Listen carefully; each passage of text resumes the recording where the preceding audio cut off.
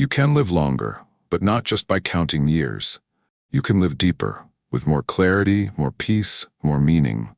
Because real longevity isn't measured by the clock, it's measured by the quality of your presence. And the truth is, most people don't just die late. They die early inside, long before their body gives out.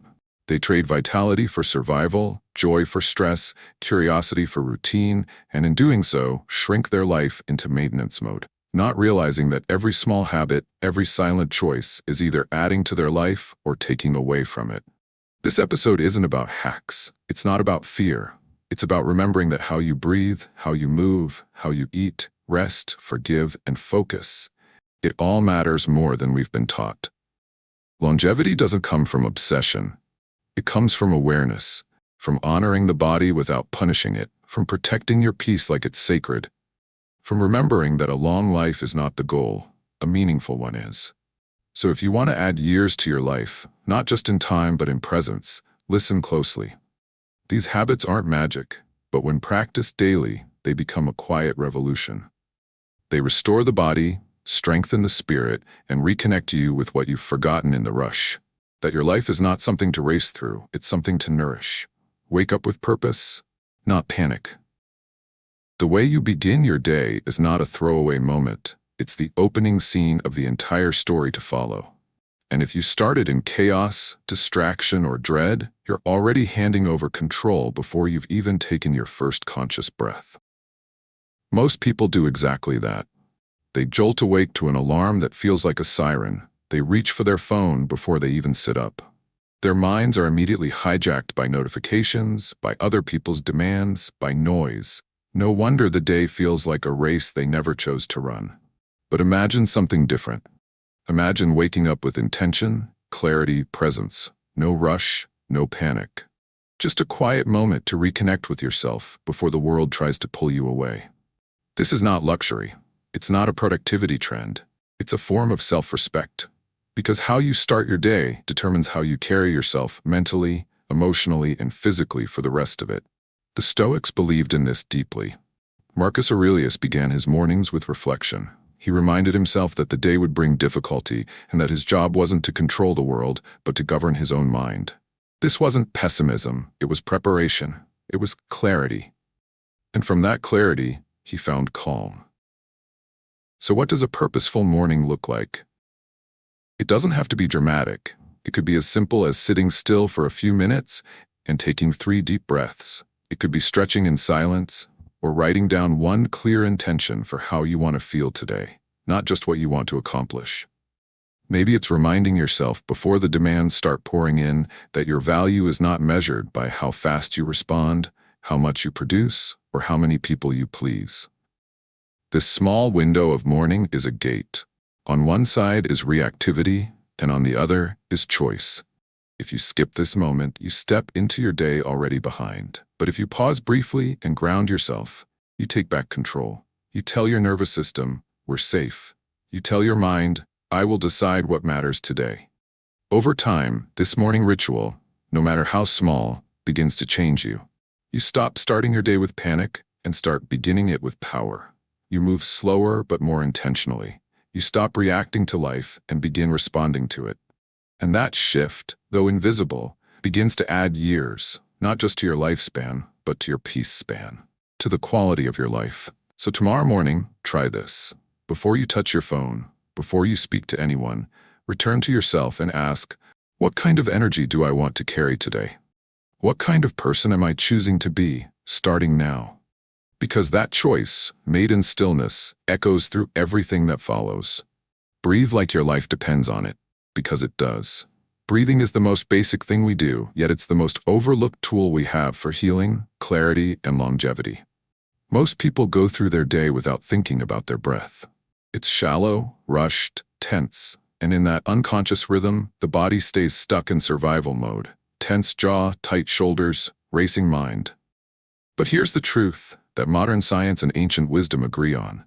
The way you breathe shapes the way you live. It affects how long you live, how deeply you experience life, and how resilient you are to stress and aging. From a Stoic perspective, breathing isn't just a biological necessity. It's a form of mastery. The Stoics practiced control over their internal state.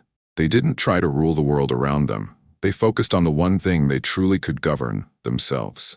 And breath, at its core, is the bridge between the conscious and unconscious. It's where physiology meets psychology. You can't control every thought or emotion that arises, but you can control your breath. And through that control, you influence everything else.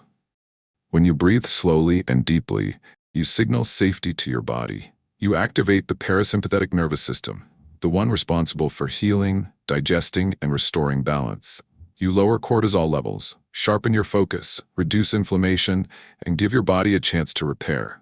In a world that constantly keeps you in go mode, that shift is not just healing, it's essential. Think about how often we hold our breath without realizing it.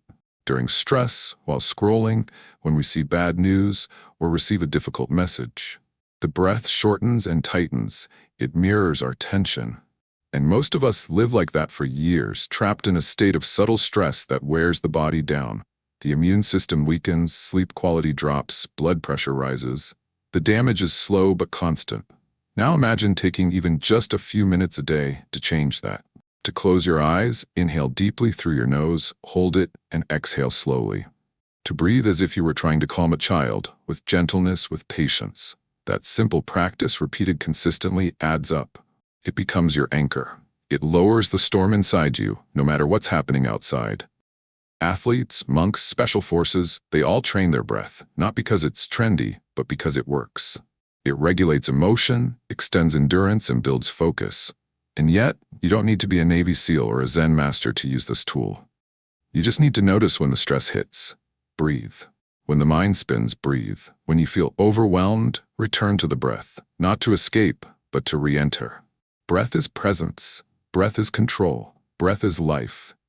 And when you bring your full awareness to it, you stop being a prisoner of your impulses and start becoming the master of your inner state. You age slower, think clearer, live longer. Not because of some miracle drug, but because you remembered what your body was built to do. Reset through rhythm. So the next time you feel off, don't reach for a screen, a snack, or a distraction. Start with the one thing you always have, your breath. Make it deep, make it slow, make it intentional. And in doing so, you'll begin to reverse years of nervous system exhaustion, one breath at a time. Move daily, not to burn calories, but to honor your body. We've been conditioned to see movement as punishment, as something you have to do because you ate something bad, or because you want to fix how you look. This mindset turns exercise into a transaction driven by guilt, shame, and pressure. But movement was never meant to be about burning calories. It was meant to be a celebration, a ritual of vitality, a sacred way of honoring the body you live in, the life flowing through you. The simple miracle of being able to move your body is not just a vehicle, it's your home. It carries you through every experience, every emotion, every joy and hardship. And when you treat it with reverence, not obsession, not abuse, but respect, it responds. Movement doesn't just sculpt muscles, it rewires your brain, it strengthens your immune system, it lifts your mood, it reduces anxiety, it tells your entire nervous system, we are alive and we are safe. Sleep is not a weakness, it's not a delay, it's not something to sacrifice just so you can do more. Sleep is biological repair, it's emotional processing, it's a mental reset. Every night you treat sleep as optional, you quietly accelerate aging, both physically and mentally. Sleep is where your immune system regenerates, where your brain files away the emotional weight of the day, where your heart gets a break, your nervous system resets, and your hormones recalibrate. When you delay it, trading it for just one more episode, one more scroll, one more task, you're choosing stimulation over restoration. Over time, that choice compounds. Your body remembers. The Stoics didn't speak about melatonin or circadian rhythms, but they understood something deeper, the importance of rhythm and restraint. They didn't advocate indulgence in the pleasures of the night. They believed in living in harmony with nature. And nature doesn't binge-watch, it follows cycles. Sunsets are cues. Darkness is an invitation, not an inconvenience. If we listened, we'd remember something ancient, that the night was made for rest, not escape. But more than biology, sleep is spiritual. It's the only time each day when you let go, when you surrender your guard, you allow yourself to stop doing. And in that surrender, something profound happens. You reconnect with your humanness, with the part of you that doesn't need to strive or prove anything, just needs to be. So go to sleep before the world goes silent. Not because it's a rule, but because it's a gift. Create a ritual. Dim the lights, silence the noise, send the signal. It's time to return. Let your room become a sanctuary, not a second office. Let your mind cool down, not ramp up. Let your body release tension, not hold it. Yes, at first it will feel strange to slow down when everyone else is still rushing, to close your eyes when the world is still online. But in that choice, you reclaim something powerful. Your energy, your focus, your longevity. So tonight, when the world begins to fade, ask yourself, what am I really gaining by staying awake? And what am I losing? Then listen to your body. Trust it. Let it rest. Because the strongest, sharpest, most resilient version of you, they don't rise with exhaustion. They rise with rest. Eat what grows, not what's manufactured. Every bite you take is a message to your body, a message of healing or harm, a signal that says, I care about your future, or I'm still choosing convenience over vitality. Food isn't just fuel, it's information. It tells your cells how to function, your gut how to process, your brain how to think, and your mood how to stabilize. In a world overflowing with processed products, bright packaging, and addictive formulas, the most revolutionary act of self-respect is a return to what grows. Nature is precise. It doesn't manufacture in factories or hide ingredients behind unpronounceable labels. It grows, ripens, and decays, and in that cycle delivers exactly what the human body was designed to recognize: real nourishment. Fruits, vegetables, seeds, grains, herbs, things that once lived under the sun, drew life from the soil, and carry the memory of the earth itself. These aren't just healthy, they're alive. When you eat foods that grow, you're not just avoiding disease, you're feeding resilience. Whole foods reduce inflammation, balance blood sugar, protect your heart, and extend lifespan. But beyond the physical, they offer something subtler: clarity. Clean fuel creates a clean mind. You feel sharper, more focused, less sluggish. The fog lifts, not because you added some superfood to your smoothie, but because you removed the noise. The Stoics wouldn't have obsessed over macros or supplements, but they practiced temperance, the virtue of restraint and intention. They believed in eating not to indulge, but what is necessary, good, and supportive of a strong, stable life. Seneca once wrote, "We should treat our bodies not as our own, but as something entrusted to us." When you eat with that mindset, not to impress, but to honor, food becomes sacred again. The modern diet, however, is designed for addiction. It's engineered to hijack your senses. Sugar, salt, and fat hit your brain like a drug. And when you eat these foods consistently, they don't just affect your weight. They affect your discipline, your patience, your ability to listen to your body. The more processed your food, the more processed your thoughts become. It's not just about calories, it's about clarity. Changing this doesn't require perfection. It starts with awareness and asking questions like, where did this come from? Did it grow? Or was it built? Will it nourish me or just numb me?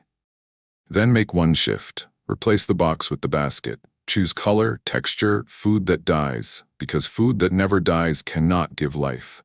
And remember, food is not morality. This isn't about guilt, it's about alignment, about making choices today that your future self will thank you for, about seeing every meal not as a test, but as an opportunity to build a life that feels strong, clear, and deeply alive. So next time you open your fridge or walk down a grocery aisle, pause. Look past the shiny packages. Listen to your body. Then ask yourself, am I feeding my fear or my future? Silence is medicine. Take daily doses. Noise has become the default setting of modern life. We wake up to alarms, scroll through voices, drive through chaos, work through chatter, and fall asleep with the TV humming in the background. In between all of that, we rarely hear ourselves. We're overstimulated, overinformed, and constantly reacting. But beneath all that noise, your nervous system is begging for something it rarely gets. Silence isn't emptiness, it's nourishment. It's not the absence of sound, it's the presence of space. And in that space, your body heals, your mind clears, and your soul exhales. Just a few intentional minutes a day without noise, no phone, no music, no words, can shift your entire system. It activates the parasympathetic response, lowers stress hormones, and slows your biological aging. Not with supplements, not with hacks, just with quiet. Think about it. Your nervous system wasn't designed for constant input. It was built for rhythm, activity followed by recovery. But if you never unplug, never pause, never step out of the stream of noise, then your body stays stuck in low-grade emergency mode. You might not feel it all at once, but the cost is real. Anxiety, fatigue, poor focus, emotional reactivity. You become a version of yourself that is always on, but never truly present. This is why the Stoics prized solitude, not to isolate, but to reconnect. They would retreat into stillness, not as an escape but as a return to clarity, a return to self. Seneca spoke of withdrawing from the crowd so that you might hear your own thoughts again, because in silence what is false falls away, and what is true begins to rise. But in today's world, silence feels awkward, unproductive, even threatening. The moment we sit still, the mind starts to race, discomfort creeps in. That's why most people keep the noise going, not because they like it, but because it helps them avoid themselves. But that avoidance is what's slowly wearing you down because you can't heal what you won't hear. And you can't hear anything when your life is filled with constant noise. So start small. Create tiny pockets of quiet each day. It might be a minute of deep breathing before you answer a message, a 5-minute walk without earbuds, sitting with your coffee in the morning, eyes open, no scrolling. These moments might feel insignificant, but they're not. They're invitations to reset, to recharge, to remember who you are outside the performance. And if you stick with it, something shifts. The silence no longer feels empty. It feels like home, like a place inside you that doesn't need fixing, proving, or explaining. Just being, just breathing, just listening. Silence is not a luxury, it's medicine. And in a world that constantly asks more of you, it is your responsibility to give yourself what's most essential: space. Because the most powerful insights, the most lasting peace, and the most meaningful answers often don't come through noise. They come through stillness. You don't always realize it, but holding on to the past binds your energy, and letting go is one of the most powerful forms of self-discipline there is. It requires choosing peace over pride, freedom over fury. The Stoics knew this intimately. They didn't waste energy wishing things were different. They practiced amor fati, the love of fate, not because everything was good, but because it was. To fight the past is to fight reality, and the longer you fight, the more life you miss. Marcus Aurelius wrote, "Don't let your reflection on the whole of your life crush you." He understood that peace isn't found in control. It's found in surrender. Letting go doesn't mean you stop caring. It means you stop bleeding.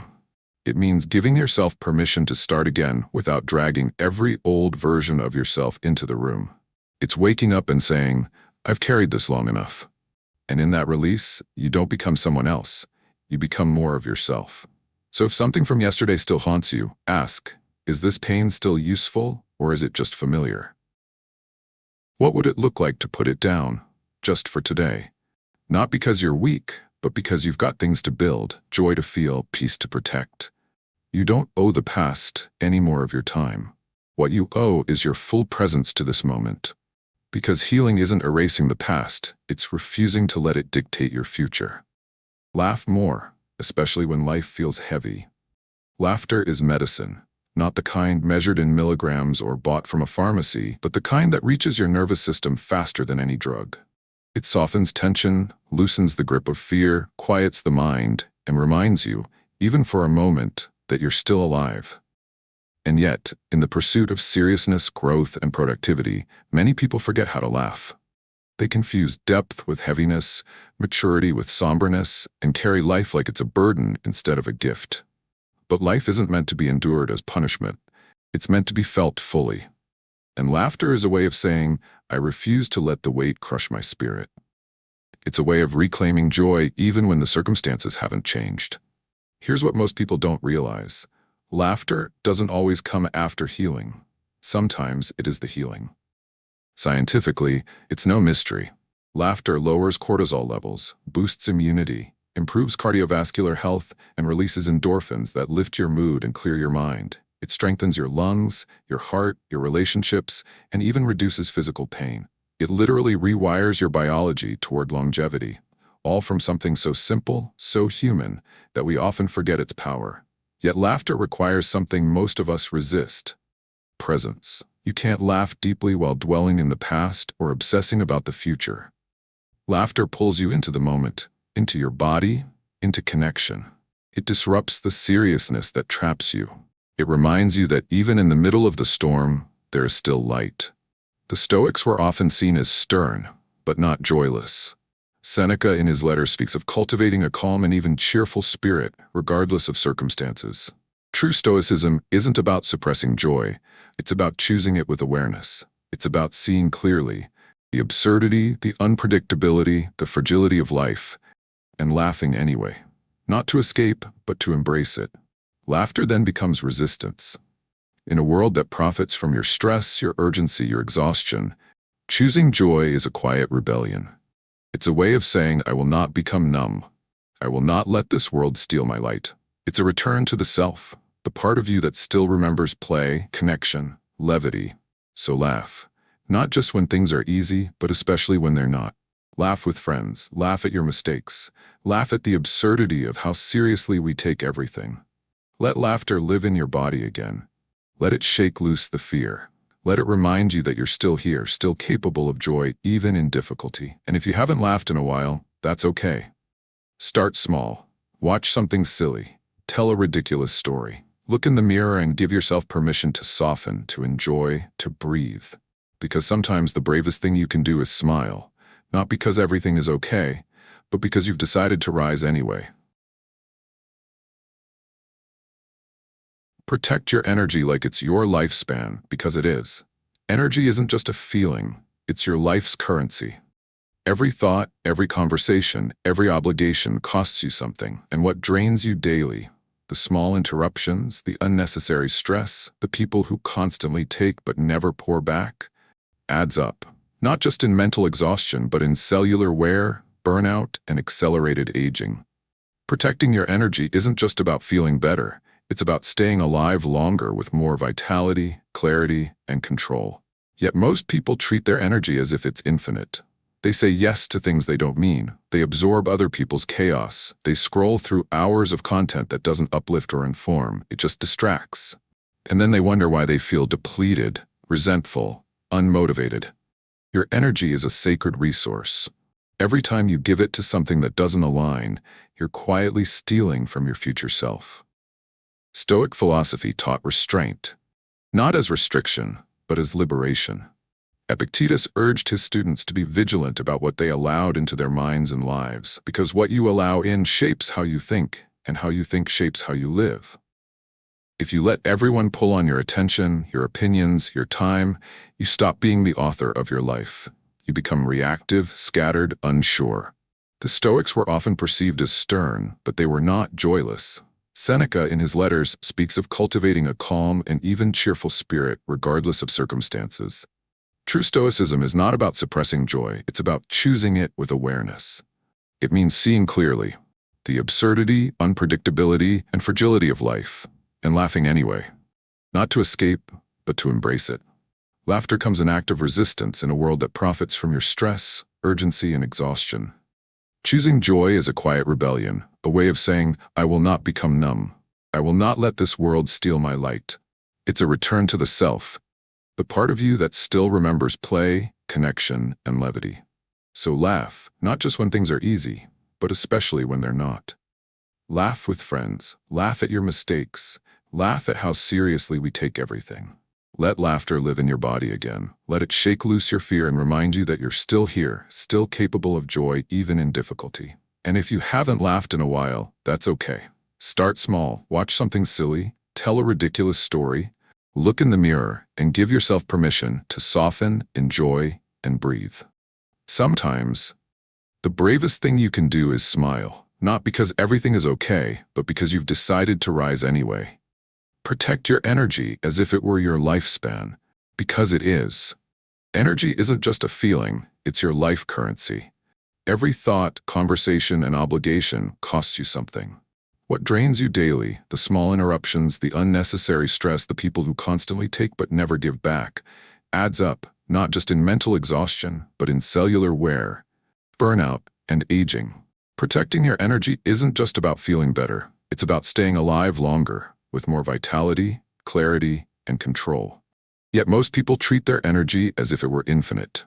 They say yes to things they don't mean, absorb others' chaos, scroll through endless content that neither uplifts nor informs but only distracts, and then wonder why they feel depleted, resentful, and unmotivated. But your energy is a sacred resource, and every time you give it to something that doesn't align with your true self, you're quietly stealing from your future. Stoic philosophy teaches restraint, not as restriction, but as liberation. Epictetus urged his students to be vigilant about what they allowed into their minds and lives, because what you allow in shapes how you think, and how you think shapes how you live. If you let everyone pull on your attention, your opinions, and your time, you stop being the author of your own life. Instead, you become reactive, scattered, and unsure. But when you begin to guard your energy, that's when you reclaim your strength. This doesn't mean isolation, it means discernment. It means learning to say no with confidence and without apology. It means choosing stillness over drama, depth over noise, truth over comfort. You don't owe your time to everyone who asks for it. You don't have to explain every boundary. Sometimes silence is the most powerful boundary there is. Think of your energy like a flame, bright, warm, life-giving, but not unlimited. If you let every wind blow through it unchecked, it weakens. Eventually, it flickers out. But if you tend to it carefully, guard it from chaos, and feed it with purpose, it burns longer and brighter. Not just for you, but for the people who truly deserve your light. Start with small acts. Mute notifications, limit doom scrolling, leave conversations that always drain you. Create digital and emotional boundaries. Reclaim your mornings before the world touches you. Say no to guilt-driven obligations. Learn to walk away without defending your decisions. These aren't selfish actions, they are survival strategies in a world that profits from your exhaustion. And perhaps most importantly, stop trying to fix everyone. Some people don't want help, they want an audience. Some problems aren't yours to carry. Every time you rescue someone who refuses to grow, you sink with them. That's not compassion. It's self-neglect. Protecting your energy means choosing to be present for what matters. Your peace, your purpose, your growth. It means giving your best to the right places and letting the rest go, because you cannot show up for life or anyone else if you're constantly running on empty. So ask yourself, where is my energy leaking? Who or what takes more from me than they give? Then start to seal those leaks, one clear decision at a time, not from anger, but from clarity. Because every time you protect your energy, you protect your life, not just in minutes, but in meaning. Stay curious. Let your mind age slower than your body. There's something profoundly youthful about curiosity, not in the sense of immaturity, but in the sense of openness. A mind that hasn't closed its doors just because the years have passed. A spirit that still asks questions, still wonders, still explores. Because the moment you stop being curious, you stop expanding. You shrink into routine, predictability, sameness, and slowly your mind begins to age in ways your body hasn't even caught up to yet. But here's the truth. Your brain isn't fixed. It's plastic, alive, responsive. The more you feed it, the sharper it becomes. The more you challenge it, the more it grows. Neuroplasticity, the brain's ability to rewire itself, doesn't disappear with age. It's kept alive by curiosity, by the willingness to learn something new, to think differently, to question your own patterns. Curiosity isn't just about reading books or watching documentaries. It's a way of being. It's approaching life with the mindset of a student, not a know-it-all. It's the humility to say, maybe I'm wrong, maybe there's more here. Maybe I don't have all the answers. And that's okay. That posture, that inner orientation, keeps your mind elastic, your spirit light, and your perspective fresh. The Stoics weren't just wise, they were endlessly curious. They studied nature, logic, ethics, and human behavior. They asked hard questions and examined their assumptions. They didn't hide behind certainty, they challenged their own thinking daily. For them, philosophy wasn't about collecting quotes. It was about living thoughtfully. Curiosity was the engine driving that inner examination. In today's world, where information is everywhere but wisdom is rare, curiosity is more essential than ever. It's the ability to discern truth from noise, to dig deeper, to challenge surface-level thinking. That's what keeps your mind sharp. That's what protects you from the slow decline of mental complacency. Curiosity also reconnects you with wonder. The parts of life you stopped noticing because you thought you already knew.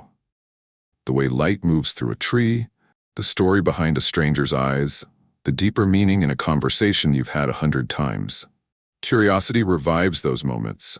It returns color to the things you began to see in black and white. So how do you stay curious? Ask more questions. Read things that challenge your views. Spend time with people who think differently than you. Step into discomfort, not as something to endure, but as something to explore. When life gets dull, don't blame the world. Look at your mind. Ask yourself, when did I stop wondering? When did I start assuming? And stay mentally young, even as your body ages. It's how you avoid becoming someone who simply repeats the past, and instead become someone who constantly renews the present. So don't just try to extend your lifespan, extend your mind span. Live in such a way that your thinking stays flexible, your heart stays open, and your soul keeps evolving. Not by clinging to what you know, but by leaning into what you don't. Because a curious mind doesn't grow old, it grows wider. And that kind of growth, invisible, internal, expansive, is what keeps life vibrant until the very end. Live with meaning, not just maintenance. There's a difference between being alive and feeling alive. Between simply existing, checking boxes, following routines, meeting deadlines, and actually living a life infused with purpose. Many people don't realize this gap until it's too late. They look back and see years spent in motion but not in meaning, days full of tasks but empty of direction. And they wonder, how did I get here without ever really arriving? Maintenance is easy. It's survival, doing what's expected, waking up, going to work, keeping the machine running. But meaning, that takes reflection and intention. It requires asking questions without quick answers. Questions like, why am I doing this? Who am I becoming? Is this the life I would choose if I knew time was limited? And that's the paradox. Time is limited, but we live as if it's not. Living with meaning doesn't require a grand mission. It doesn't mean starting a company, writing a book, or changing the world. It means waking up with a reason. A reason to show up, to care, to grow, to give, to move forward, even when it's hard. That reason might be as simple as loving your family better, showing up for your community, or being a little more honest with yourself. The Stoics saw meaning not as something to chase, but something to cultivate. For them, it was virtue, living in alignment with reason, nature, and self-respect. Acting with integrity, speaking with clarity, doing what's right even when no one's watching. That was a meaningful life, not fame, wealth, or endless pleasure, but purposeful effort day by day. Without meaning, time becomes heavy. You feel it dragging you down. You wake up tired, not from lack of sleep, but lack of why. You fill your calendar, but not your soul. Even rest doesn't feel restful because there's nothing worth recovering for. That's what happens when you drift. You don't fall apart in a day, you just stop feeling anything that matters. But when you live with meaning, everything changes. You move with focus. You speak with intention. You say no to what drains you and yes to what builds you. You stop waiting for life to start after the next achievement and realize this is it. You begin to pour your energy into what actually matters. Living longer doesn't mean much if you're just surviving longer. What you really want is aliveness, to feel engaged, connected, purposeful. That doesn't come from comfort, it comes from contribution, from giving yourself to something beyond your ego, from aligning your daily actions with values deeper than your goals. So ask yourself, what makes my life meaningful today, not someday? And if you can't answer clearly, don't panic. Start there. Start asking. Start listening. Start stripping away what doesn't belong. The truth will rise, not all at once, but slowly in quiet clarity. And once it does, your days won't feel so heavy. Your choices will gain weight. Your life will no longer be something you maintain. It will be something you create. Because in the end, it's not how long you live that defines your legacy, but how deeply you lived while you were here. Longevity isn't just about time. It's about texture, depth, meaning. You can live years and still feel like you never really lived, or live with such clarity and intention that a single year feels eternal. That's what this is about. Not how to simply last longer, but how to live better. Not just extending life physically, but expanding it emotionally, mentally, and spiritually. The small habits we covered aren't just tips. They're reminders that your body is sacred, your energy precious, your presence a gift. When you honor these truths daily, in your breath, your choices, your focus, you build a life that doesn't just move forward, but awakens. Every day you're offered a choice: continue by default or live by design. Numb yourself through routine or infuse your time with meaning. Chase more or choose less, but deeper. You don't need to transform everything overnight. Just begin with one breath, one quiet moment, one deliberate choice to protect your peace, your focus, your values. Because when you live this way, with curiosity, rest, stillness, care, you don't just add years to your life, you add life to your years. And that is the rarest kind of success.